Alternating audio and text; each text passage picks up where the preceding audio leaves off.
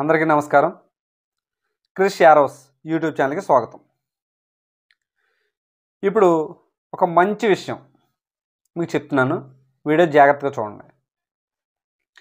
జగన్ గారు 2019 నుంచి 2024 వరకు కూడా టీడీపీ క్యాడర్ని, టీడీపీ నాయకుల్ని, టీడీపీ నెంబర్ 2 వ్యక్తుల్ని, టీడీపీ అధినాయకుడిని లోకేష్ గారితో పాటు చంద్రబాబు నాయుడు గారిని కూడా చాలా ఇబ్బంది పెట్టారు. ఎంత ఇబ్బంది అంటే కేసు పెట్టని నాయకుడు లేడు టీడీపీలో. కార్యకర్తల మీద ఇక పరిపాటి, ఇక అది ఎంతమంది మీద పెట్టారో కూడా తెలియదు. కానీ చంద్రబాబు నాయుడు గారిని అసలు 52 రోజులు 53 రోజులు జైల్లో ఉంచుతామనేది అసలు చాలా పెద్ద నష్టం వైసీపీకి. ఆ రోజు కూడా నేను ఇంకా అప్పటికి ఛానల్ ఓపెన్ చేయలేదు, లేకపోతే నేను చాలా గట్టిగా చెప్తాను ఈ విషయం. అంత వ్యతిరేకత ఎందుకు వచ్చిందంటే ధరలు పెరిగిపోయి, మెయిన్ డబ్బులు వేస్తున్నారు కానీ అభివృద్ధి లేదు. పోలవరం అటకెక్కేసింది, అమరావతి అటకెక్కేసింది, 3 రాజధానులు అన్నారు, మళ్ళీ 3 రాజధానులు వెనక్కి తీసుకున్నారు. మద్యం పిచ్చి పిచ్చి మందులన్నీ వచ్చేసాయి. అసలు అదేదో భూమ్ భూమ్ అంట, పవర్ స్టార్ అంట, లేకపోతే ఇంకో స్టార్ అలాగే ఏది పడుతుంది మద్యం విచ్చలవిడిగా అమ్మేశారు. ఏ మందు పడితే ఆ మందు ప్రజలు తాగేసి ఏదో వాళ్ళ ఆరోగ్యాలు కూడా పోగొట్టుకున్నారు. అంటే ప్రత్యక్షంగా మనం వెళ్ళి చూసింది లేదు, కానీ ఆరోగ్యాలు అయితే చాలామంది పోయినాయి. కిడ్నీలు కొట్టేసినాయి, లివర్ ప్రాబ్లమ్స్, హార్ట్ ప్రాబ్లమ్స్ ఇవన్నీ వస్తున్నాయి ఈ మందు వల్ల అని చెప్పి చాలా స్ప్రెడ్ అయింది. అది కొన్ని నిజాలు కూడా ఉన్నాయని నేను అనుకుంటున్నాను. అందులో ఇవన్నీ ఒకటని కాదు, ఇసుక బీభత్సంగా రేటు పెరిగిపోయింది. టీడీపీ హయాంలో ఫ్రీగా ఇచ్చారు, తర్వాత 2019 దాటిన తర్వాత కొన్ని రోజులు ఆపారు, ఆపిన తర్వాత ఇసుకను కూడా చాలా పెంచేశారు. ఇవన్నీ కూడా దెబ్బ మీద దెబ్బ, దెబ్బ మీద దెబ్బ అంటే క్షీణించుకుపోయింది పార్టీ. 11 సీట్లు ఏంటంటే వైసీపీ 11 సీట్లు అంటే అసలు ఈవీఎం ట్యాంపరింగ్ అది ఇది అని అంటారు, కానీ అసలు వైసీపీ 11 సీట్లకు పరిమితం అనేది అసలు నమ్మలేని నిజం. అది అసలు నమ్మలేము. అది అసలు అట్లీస్ట్ ఒక 30-40 సీట్లైనా వస్తాయి అనుకున్నాం మేము. 30-40 సీట్లైనా వస్తాయి అనుకున్నాం. కాకపోతే ఏంటంటే ఇవన్నీ చూసిన తర్వాత, ఈ పరిణామాలన్నీ చూసిన తర్వాత అప్పుడు అర్థమైంది 150 దాడతాయి ఖచ్చితంగా. 151 మార్కు ఎలాగో వైసీపీకి దాన్ని క్రాస్ చేస్తుందని చెప్పి నేను కూడా చాలామందితో చెప్పాను అప్పుడు.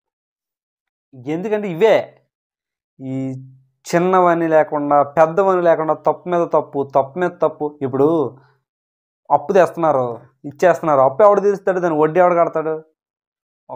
ఒక కంపెనీ వస్తేనే కదా, దానికి సంబంధించి ఏమన్నా ఇక్కడ పెట్టుబడి పెడితేనే కదా ఏదో ఒకటి రూపాయో 10 రూపాయలు లాభం వచ్చేది.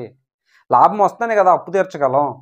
తెచ్చేస్తున్నారు, ఇక పెట్టుబడి లేదు, ప్రజలకు ఇచ్చేస్తున్నారు. ఇచ్చారు, తప్పేమీ లేదు. కాకపోతే ఏంటంటే అభివృద్ధి లేదు, ఆదాయం లేదు రాష్ట్రానికి. ఇప్పుడు ఎందుకండి, ఇప్పుడు హైదరాబాద్ ఉంది, హైదరాబాద్ మీద రోజుకి 200 కోట్లు వస్తుంది తెలుసండి. కేవలం హైదరాబాద్ మీద తెలంగాణకి రోజుకి 200 కోట్ల లాభం వస్తుంది. పెట్టుబడి పెడితే రేపన్న రోజున ఇప్పుడు ఒక చెట్టు నాటాము, అది పెరగాలి, అది పెరుగుతుంది. చెట్టు నాటకుండా ఎక్కడ మార్కెట్లో పళ్ళు కొనుక్కొని తెచ్చుకున్నాం అనుకోండి, అది తినేస్తాం, అయిపోద్ది ఆ రోజుతో.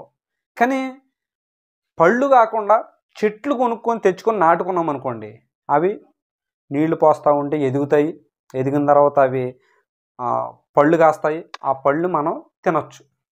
ఇది థియరీ. ఇది కాకుండా ఏది పడితే చేసేయాలనుకుంటే ఇలాగే అవుతుంది.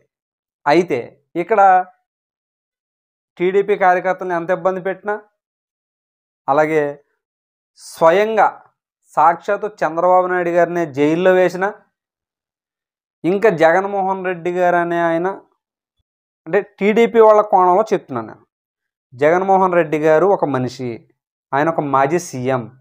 ప్రతిపక్ష హోదా దక్కకపోయినా కొన్ని అనేవి ఆయనకి ఇవ్వాలి అన్న సహృదయంతోనే కూటమి సభ్యులు ఉన్నారు. ఇది మీరు నమ్మరు, వైసీపీ వాళ్ళు అస్సలు నమ్మరు, కానీ నేను చెప్పేది వినండి. ఇప్పుడు అసెంబ్లీ ఉంది, దానికి కొన్ని రూల్స్ ఉంటాయి. ఆ రూల్స్ మీకు తెలియనివేం కాదు, కాకపోతే ఒకసారి నేను చెప్తున్నా. ఎమ్మెల్యే అనేవాళ్ళు ప్రతి ఒక్కళ్ళు కూడా అసెంబ్లీలో 4వ నెంబర్ గేటు, దాన్ని బయటే కార్లు ఆఫ్ చేసేసి అక్కడ నుంచి కాలినడకన అసెంబ్లీ లోపలికి ఎమ్మెల్యేలు అనేది వెళ్ళాలి. ఇది ఎందుకు చెప్తున్నానంటే, ఇప్పుడు జగన్ గారు ఉన్నారు, ఆయన ఎమ్మెల్యే మాత్రమే, ప్రతిపక్ష నాయకుడు కాదు. 18 సీట్లు వస్తే ప్రతిపక్ష నాయకుడు. మొన్న ఏదో లెటర్ రాశారు కానీ అది కూడా పని అవ్వలేదు. ఈ ప్రతిపక్ష నేత కానప్పుడు అసెంబ్లీ లోపలికే కారు అనేది అనుమతించరు. ఏ ఎమ్మెల్యేకైనా వర్తించేది అది. కానీ ఈ శాసనసభ వ్యవహారాల మినిస్టర్ ఎవరైతే ఉన్నారో పయ్యావుల కేశవ్ గారు, ఆయన మొన్న ఒక చిన్న నోట్ చదివి వినిపించారు. ఏంటంటే, ప్రతిపక్ష నేత కాకపోయినా జగన్మోహన్ రెడ్డి గారిని ఆయన కారుని లోపలికి అనుమతించి అసెంబ్లీ ముందు పెట్టించి ఆయన లోపలికి వచ్చేలాగా మేము చర్యలు తీసుకున్నాం, అక్కడ సెక్యూరిటీని అడ్డుకోవద్దని చెప్పాము అని అన్నారు.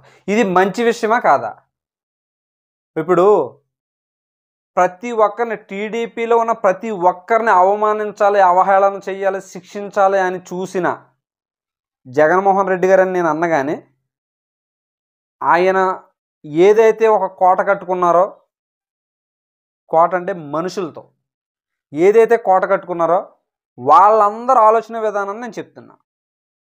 ఆ కోటరీలో ఉన్న సభ్యులు సజ్జల గారు కానివ్వండి, నాని గారు కానివ్వండి, కొడాల నాని గారు కానివ్వండి, నాని గారు అంటే పేరు నాని గారు, రోజా గారు కానివ్వండి, అలాగే వల్లభనేని వంశీ గారు కానివ్వండి, ఇలాగా చెప్పుకుంటా పోతే కొన్ని పేర్లు, వీళ్ళందరూ ఒక కోటరీ కింద ఏర్పడి జగన్మోహన్ రెడ్డి గారు ఎమ్మెల్యేలకు కానీ, లేకపోతే కింద స్థాయి సెకండ్ కేడర్ వ్యక్తులకు కానీ, లేకపోతే ప్రజలకు కానీ అందుబాటులో లేకుండా చేసిన వాళ్ళు ప్రతి ఒక్కరు కూడా టీడీపీలో ఎవరిని ఉంచకూడదన్న లక్ష్యంతోనే పనిచేశారు.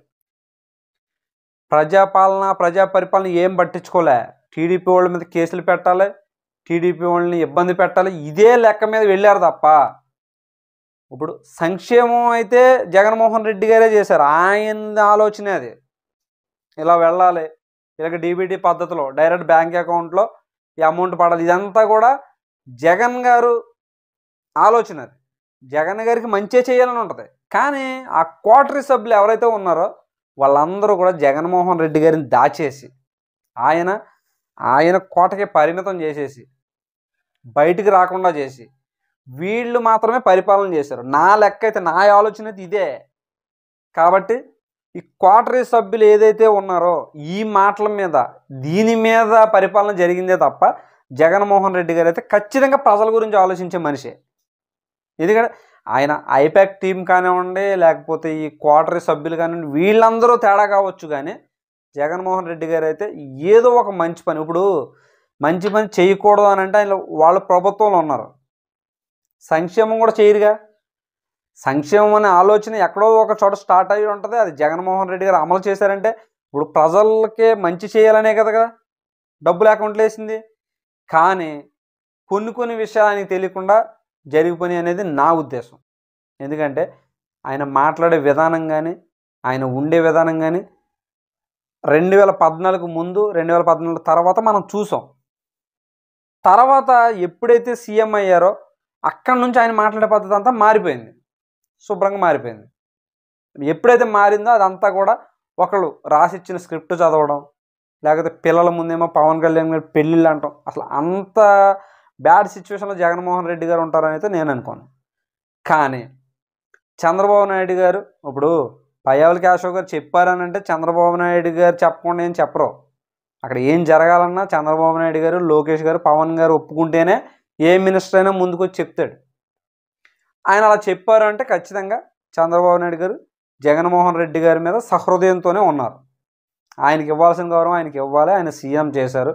ప్రతిపక్షం రానివ్వకపోండి, కానీ అందరు ఎమ్మెల్యేలే కాకుండా కొంచెం ఈయన స్పెషల్గా ఉండాలి, కొంచెం ఈయన స్పెషల్గా చూడాలి, మన సభా మర్యాదను మనం కాపాడుకోవాలన్న విధానంతో ఆయనకి కారు లోపలికి రావడము, అక్కడ దిగి నేరుగా అసెంబ్లీకి వెళ్ళేలాగా ఈ టీడీపీ కూటమి అయితే నిర్ణయం తీసుకుంది. ఇది శుభశకనం. ఇది చాలా మంచి విషయం. ఎందుకంటే జగన్మోహన్ రెడ్డి గారి మనస్తత్వానికి, జగన్మోహన్ రెడ్డి గారికి దక్కిన గౌరవం చాలా మంచి విషయం. ఆయన మంచోడే, చెడ్డోడని నేను అన్నాను, కానీ కోటరీ చెడ్డదే. జగన్మోహన్ రెడ్డి గారు మంచోడే, కానీ క్వార్టరీ మాటలినే ఆయన అలా చేసుకున్నారు. కానీ దానికి ప్రతిఫలం కూడా అనుభవించారు. అయితే ఇదివరకు ఫస్ట్ స్టార్టింగ్ అంటే 2024 ఎలక్షన్ అయిపోగానే స్టార్టింగ్ సమావేశాలు జరిగినాయి, అసెంబ్లీ సమావేశాలు. అప్పుడు మాత్రం ఈయన సీడ్ యాక్సెస్ రోడ్ నుండి మందకం రోడ్డు అటు వచ్చారు.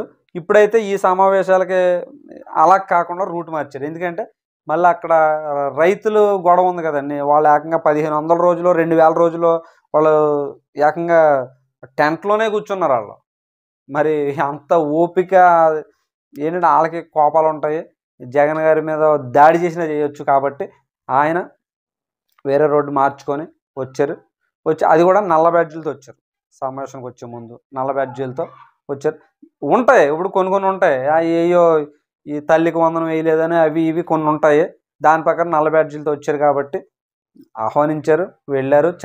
చర్చలు సమావేశాలు అనేవి జరిగినాయి. కాకపోతే జగన్ గారు ఆయనకున్న ఎమ్మెల్యేలు ఖచ్చితంగా అసెంబ్లీలో ఉండాలి.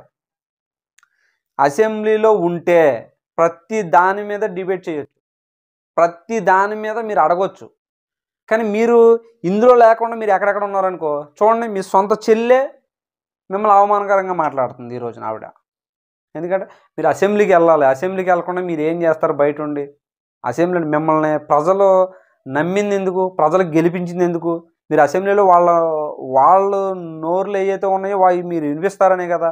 ఈ రోజున మీరు అక్కడికి వెళ్ళకుండా మీడియాతో మాట్లాడి లేకపోతే ఢిల్లీలో ధర్నాలు చేస్తే వీటి వల్ల ప్రయోజనం ఏముందని చెప్పి సొంత చెల్లె విమర్శిస్తుంది. కాబట్టి అంటే ఆ విమర్శలకు తావివ్వకుండా మీరు అసెంబ్లీకి వెళ్ళండి. ఏదైతే ఇప్పుడు చాలా హామీలు ఇచ్చారు, టీడీపీ కూడా చాలా హామీలు ఇచ్చారు. ప్రతి చోట దొరుకుతారు, మీరు పట్టుకోవాలి కానీ ప్రతి చోట దొరుకుతారు.